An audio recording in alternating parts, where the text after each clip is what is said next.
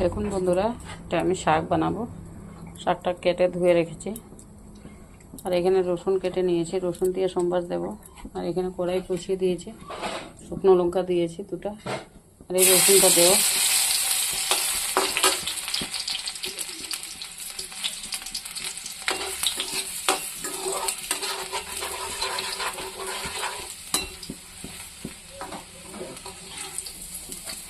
রসুনটা আমার লাল লাল হয়ে গেছে, দেখুন। শাকটা ছেড়ে দেবো।